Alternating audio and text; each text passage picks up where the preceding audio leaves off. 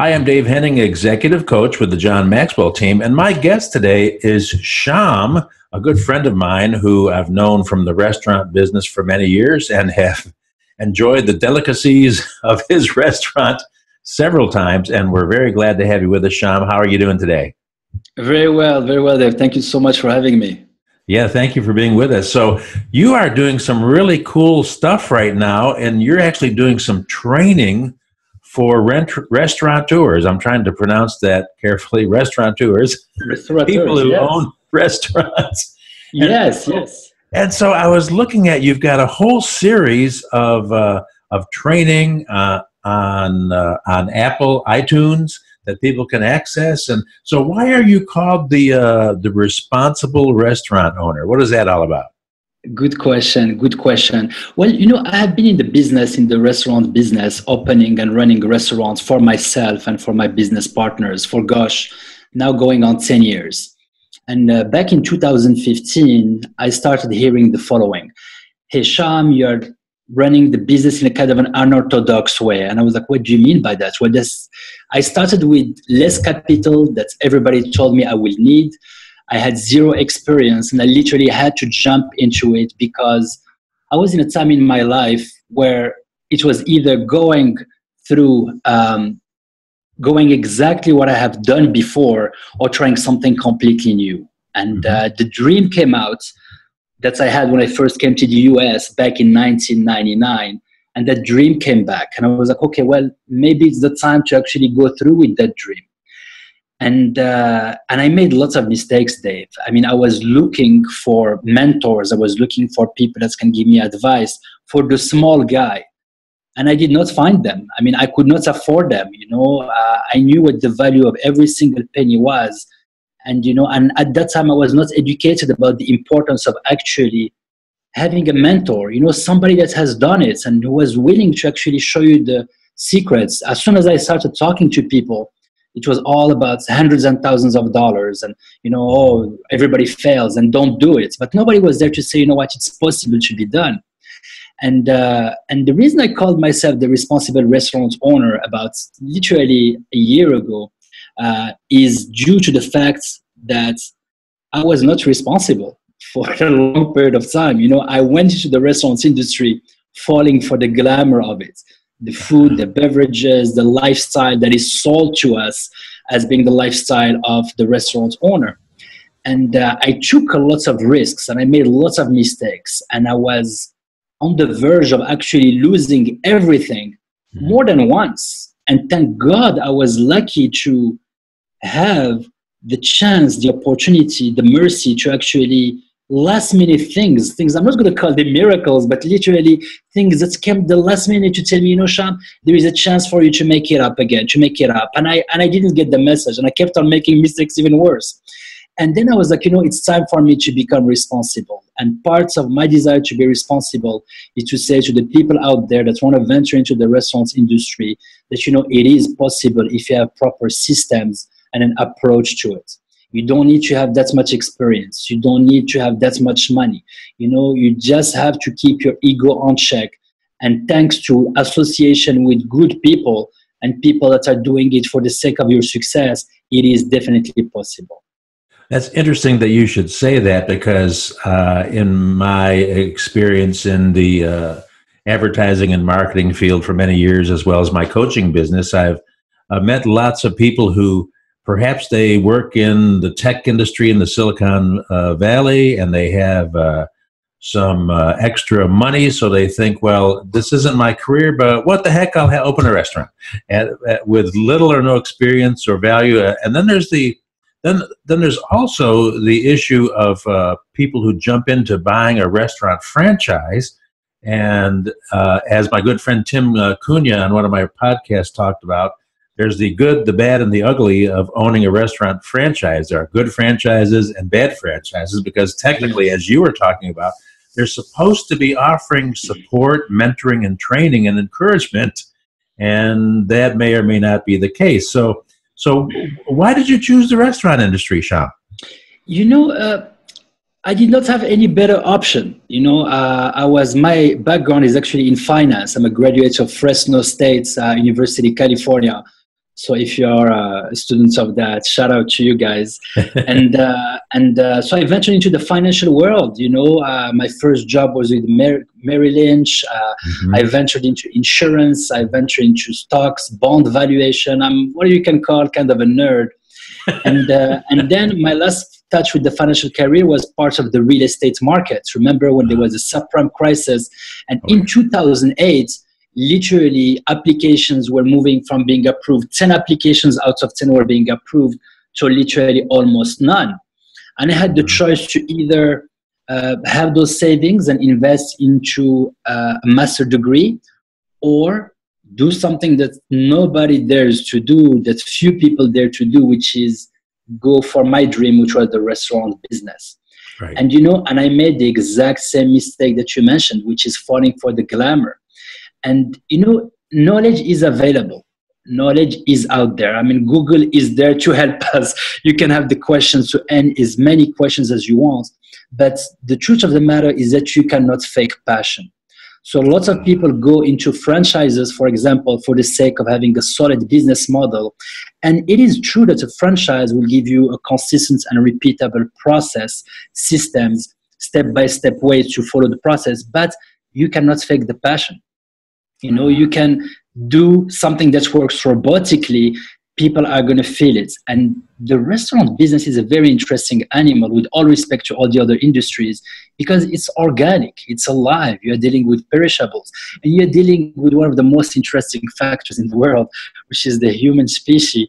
And God knows, that's one variable and that's the excitement. You always think you figured it out, and then somebody comes out, and thanks to their life experiences, they will challenge your current knowledge. And that's my take on it. The reason I went for the restaurant industry, because to me, it was the best option for me at that time in my life. You said something very valuable that I want our listeners and viewers to really catch and write down, this nugget that you just said. You cannot fake the passion. And that,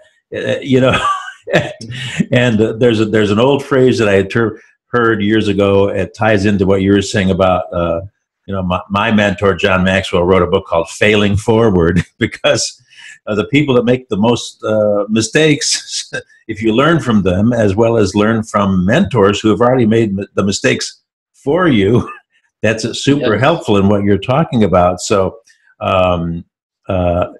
one of the crazy cliches I heard years ago, and people jumping into all different kinds of businesses, was ignorance on fire. Yeah. And so you don't know what you don't know, and then you realize you know what you don't know, and hopefully at some point you'll know what you know and move forward and be successful, which you ran in many respects a very successful restaurant, and a very popular place, and you did some unique things that were different. And so, having said that, Sham, what would you advise people? What would you say to people who are saying you would like to get into the restaurant business? What would you tell them? Well, first of all, congratulations, and welcome to the group, because there is so many people that have the same fantasy. The idea of having a restaurant. Everybody, I heard, all my friends, most people, oh, I will have one of my restaurants. Oh, it will be great to have my restaurant. It's like an extension of your living room. Like you have a party inside your house and you enjoy that, bringing people together, and suddenly one day you're like, oh, you know what? I can picture myself doing that for a living. Well, let's stick to that picture. Remember the day when you hosted the party? Well, remember all the logistics, all the excitement? Well, think about doing that for breakfast, lunch, and dinner 7 days a week. It is very good to go for the glamour, but it is a business. And lots of people think because they have good people skills, that they're great hosts, that they know how to cook, that you can go ahead and do that for a living. Mm-hmm. And probably you can do it. But why so many different restaurant owners lose is because they get burned, because they don't realize that it's not attachment to people, but it is attachment to system. You need to be able to get yourself into the mind of the business owner, which is building systems. Lots of people in the restaurant industry get burned because they get attached to people. They make themselves necessary. And guess what? One of my friends said, the cemetery is full of necessary people. I repeat, the cemetery is full of necessary people. And the moment you make yourself non-replaceable, well, you put your business at the mercy of, God prevents sickness, being tired. It's a very demanding business. And if you plan to open and join the restaurant industry, first of all, welcome, because personally, I think that as professionals, we have done a very, very bad job at promoting the restaurant business as an attractive career. All the logistics, all the numbers, the bad reputation. When somebody tells you they're a waiter, sometimes people look at them and like, oh, really a waiter, quick money, fast service, and I really think that's one of the most honorable professions out there, with all respect to all the different paths that people are choosing. But you literally provide something that people put inside their body. When they come, there is the expression called breaking bread. You are part of that. You are sharing that joy. And the combination of both of them, if you can put the business with the passion together and have the proper guidance, and a lot of business owners get excited about making their own mistakes. Oh, I did it. I did that. I've done that.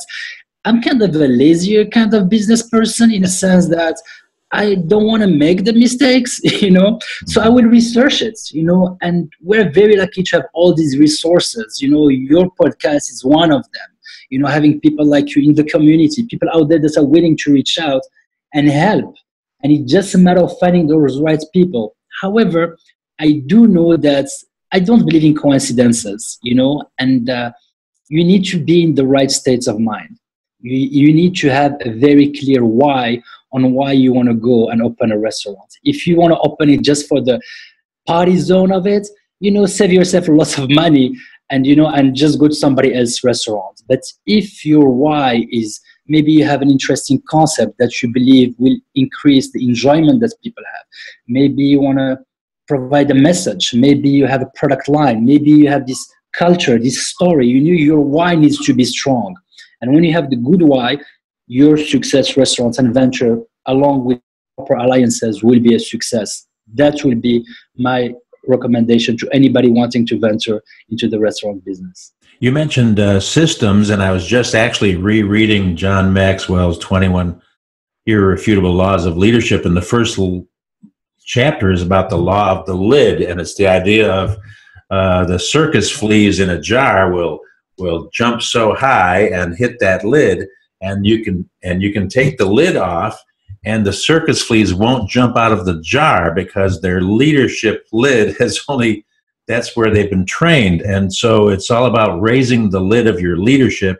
But one of the illustrations, and it's kind of from the fast food industry, quite frankly, which is a different genre of restaurant, but nevertheless, the McDonald's brothers moved from New Hampshire to California and opened up their famous restaurant in San Bernardino way back in the 1940s. But they didn't, and they had great food. They had barbecue, they had chicken, but they didn't have systems.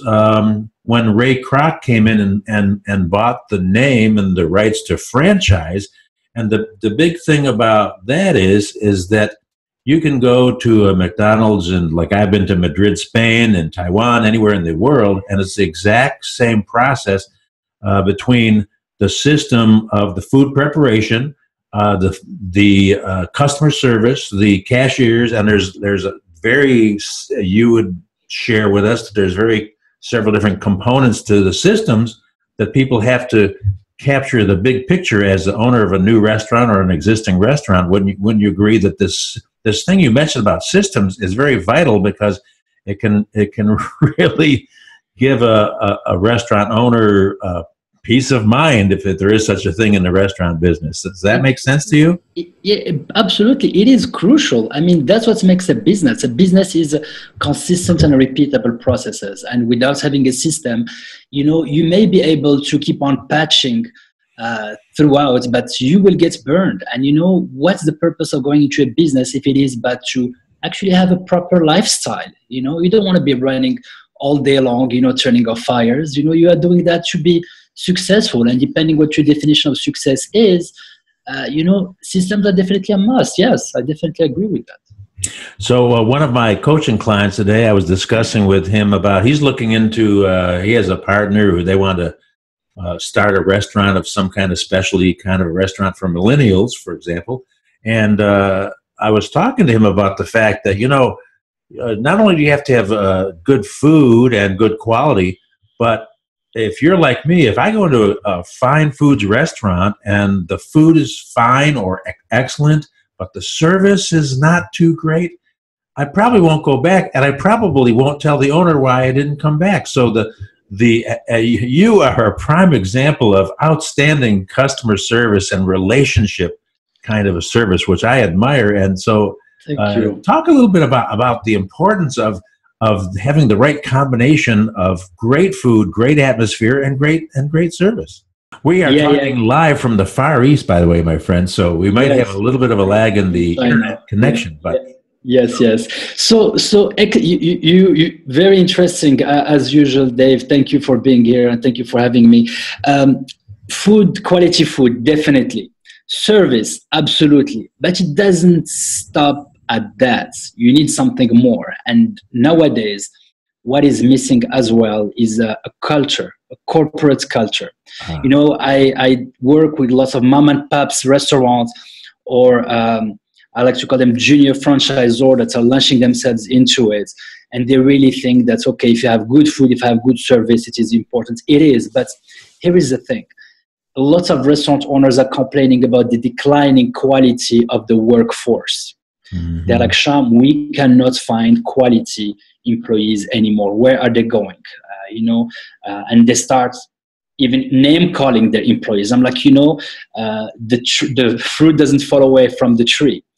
And if you want to be a successful business owner, especially nowadays, you have lots of big groups that are taking over because they have mastered those systems. But more than that, they have the capital that the small business owner does not have. And here is a small business owner because they have a passion for cooking or hosting or falling for the glamour of the restaurant industry. And they forget to actually properly train their team.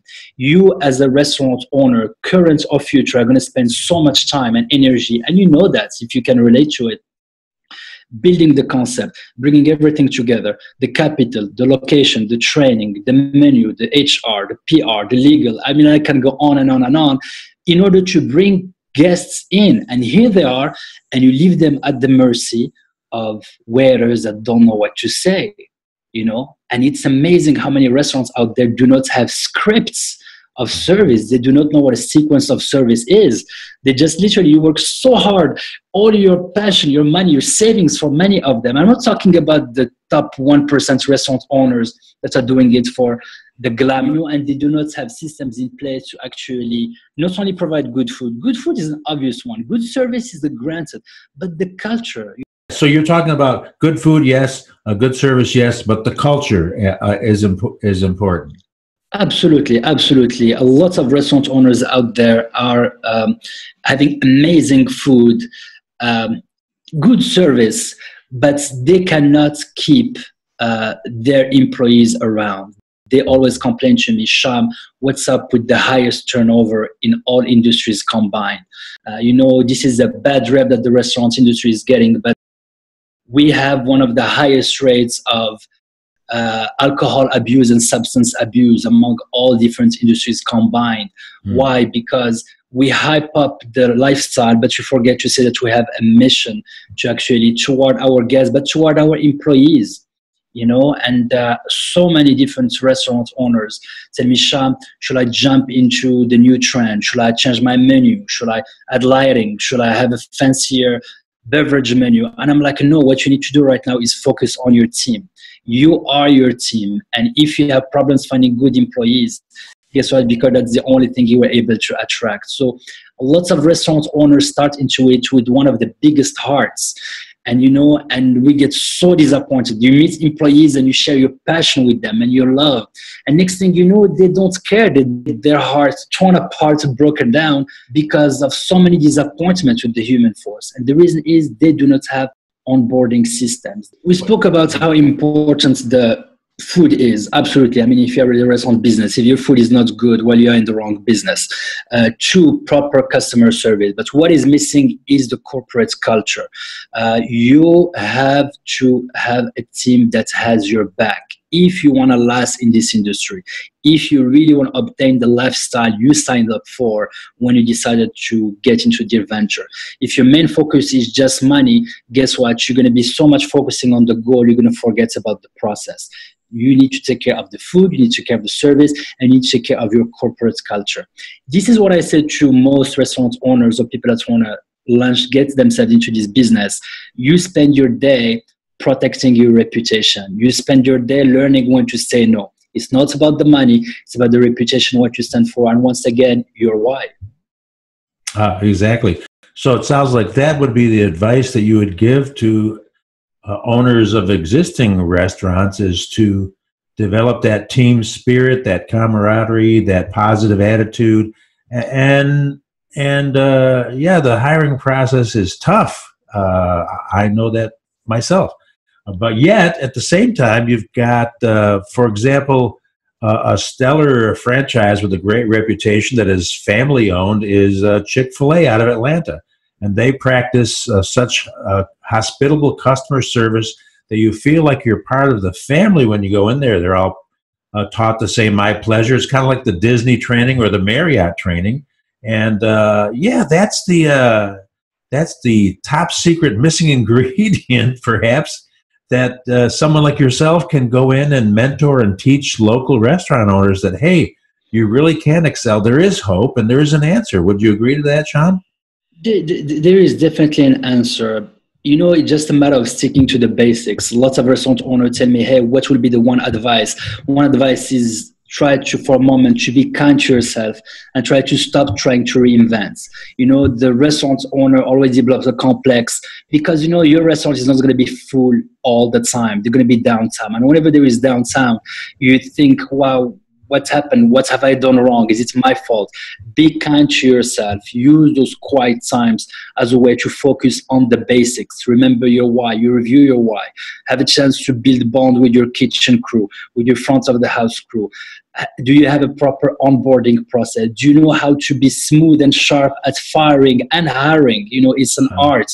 And you complain about not being able to find good employees. They are out there. But the truth of the matter is that nowadays, most people in the hospitality industry are choosing the lazy way. You know, we have lots of Uber and Lyft veteran restaurant owner. They're like, Sham, I can get the same thrills of being in the restaurant by being behind the steering wheel, counting on my own hour. I disagree with that. I mean, nothing can come close to that live interaction serving food to people.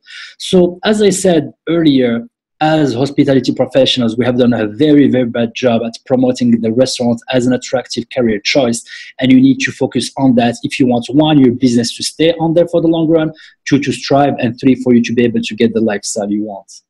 Is there one particular recurring problem that you hear from future restaurant owners?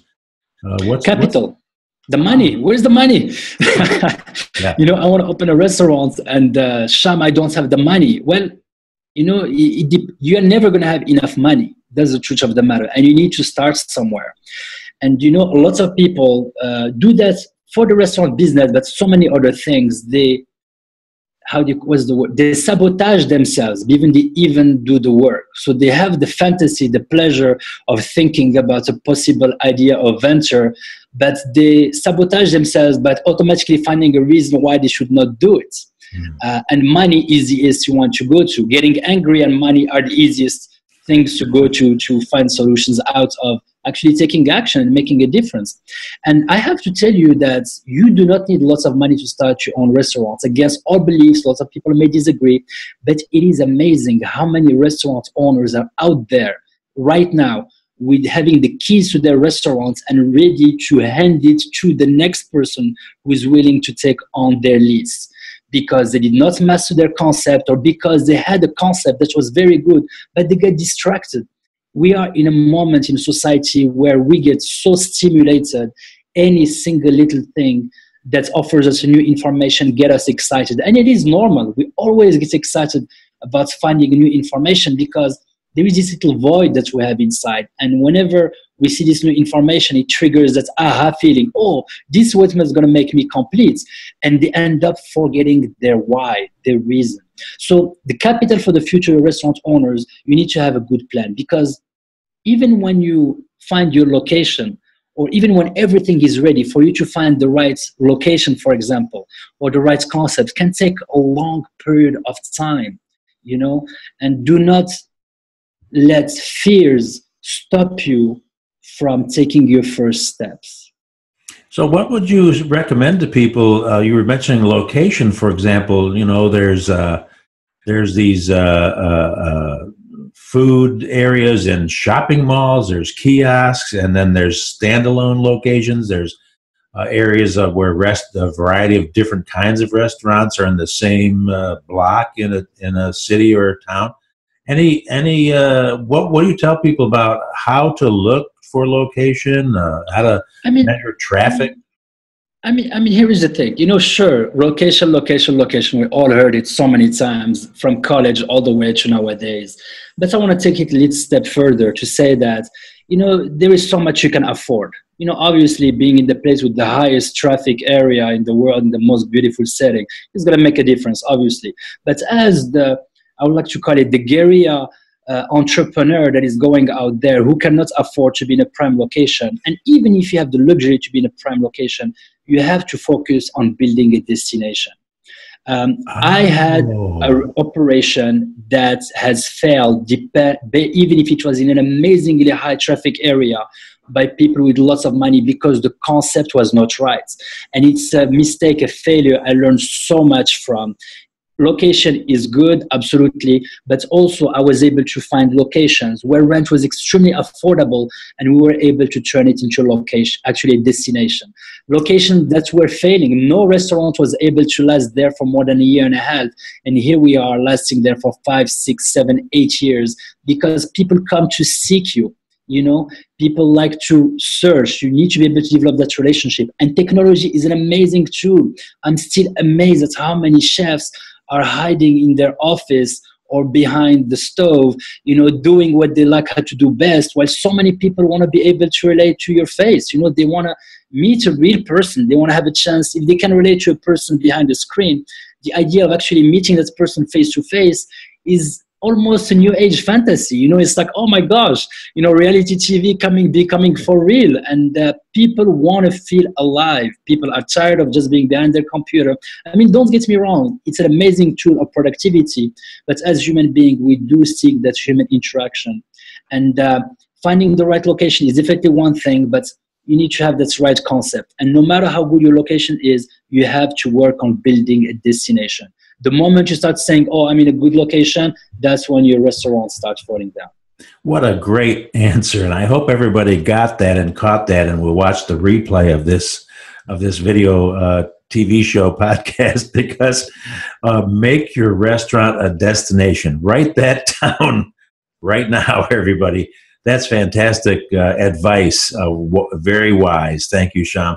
So tell us, what are your plans for the responsible restaurant owner? How can you be of value to the local restaurant owners and those looking to get into the restaurant business? Thank you. Well, at this time, it's literally a matter of building a community. I've have opened and run my own restaurants for the last 10 years.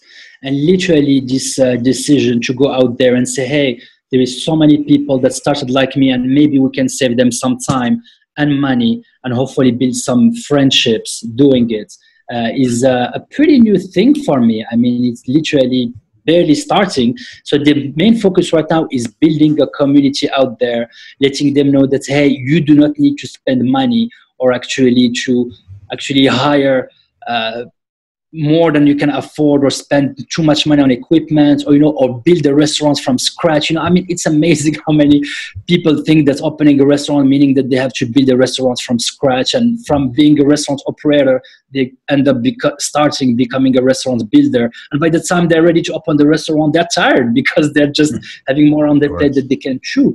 So right now, literally the purpose is to build a community. Get these small restaurant owners, the family shops, who I believe, by the way, have way better food than the franchises, with all respect to the people building franchises out there. Because there is a secret ingredient called love.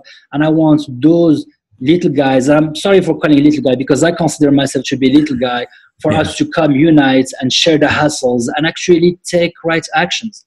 Also, one thing I would love to recommend, and this is something I've prone, it's very easy to gather information for the sake of information. If your goal is just to get information, you're going to get flooded.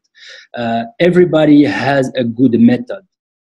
Everybody is, unfortunately, due to lack of the ability to get people's attention, everybody is offering little pieces of the puzzle. And if you, as a business owner or as a restaurant entrepreneur, keep on collecting little pieces of puzzle from many different puzzles, guess what? It's going to be a big mess. So you need to find the source that you can relate to. I know I have an accent, so some people, it may turn them off. Some people, it may attract. You need to be able to relate to this person you're going to trust. Nobody is perfect. No system are 100% fail-proof. There is always rooms for improvement. But you need to surround yourself with the right people, the right team. And I would like to also use another image, another analogy, if I may. A friend of mine told me this recently. Let's assume that water is 100 feet deep. Okay, water is 100 feet deep. You can dig one hole for 100 feet and get to the water, or you can spend your entire life and career digging 99 feet hole. You need to stick to a plan for at least 6 months, a year before being able to jump into just seeking the next new thrill. Wow, that is well said. Excellent. And I wrote that down. The secret ingredient is love. You are so right. I love the local joints, I call them, the local restaurants, the local owners that are, as you said, they're passionate about their food. They're passionate about their customers. And, it's just, there's no comparison. Again, there a lot of people jump into a franchise for the supposed convenience of it. I understand that as well. But what you said is absolutely valuable and priceless, quite frankly. So, all right. So, share with us how we can find out more. You've got a Facebook page. You're on iTunes. You've got some video training things. Some, you're the wise counsel, if I may put it that way. And I think that people are going to find value in connecting with you because, as you said, you've been through it. You've been through the ups and downs. You understand the process. You've been inside the business and not just an outsider writing a book about, hey, let's start a restaurant. So share with us if you would, and I hope that people will take this advice and check you out. And so where would you like them to connect with you? A very good point to start is www.theresponsiblerestaurantowner. Once again, www.theresponsiblerestaurantowner. And I am still learning too. It is amazing how much information and new cases I get exposed to since I decided to start helping others. I really get hit with sin. I thought I really saw everything, but then I come through situations and I have to go through my personal connection and do some case analysis studying. So this is my growth as well. And www.theresponsiblerestaurantowner is a great way to get started. It's a very easy platform where you can go there, and whether you're current, future, or hospitality professional, you can go there and literally will get in touch. There is my personal email address there. I'm very reachable for now, and I really want to build my business platform to remain that way. So welcome to the responsiblerestaurantowner.com. Excellent. Anything you'd like to just share with us as we close? You gave. I've been writing all these nuggets down. You said some very valuable things, but anything you would like to just say in closing? And again, thank you for being with us. Yeah, Dave. No, thank you so much for having me. And remember, the secret ingredient is love. The secret ingredient is love. That's how I would like to close this meeting with you. Excellent. Thanks for being with us. And so let me put in a little plug for my book here at the end. Let me grab this book. It's behind me here. Some of you remember that I wrote this book a couple years ago in 2015 called How to Become a Barnabas Leader. unleashing the positive power of encouragement in your business, family, and relationships for true and meaningful success.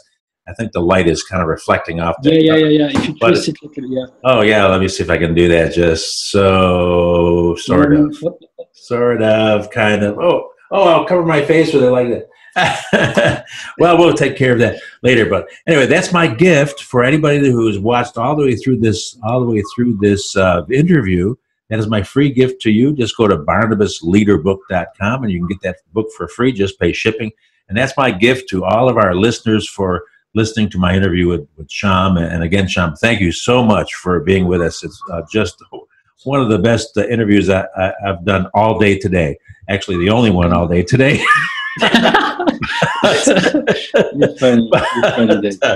No, but just a terrific job. And we'll have to do this again sometime and come back and join us. And we'll do an update on what's going on with the responsiblerestaurantowner.com. And we will get that website on this podcast as well so people can see it, write it down, click on it, and connect with you, Sham. So thank you for being here. Great to have you here. Thanks for having me, Dave. Thank you so much. All right.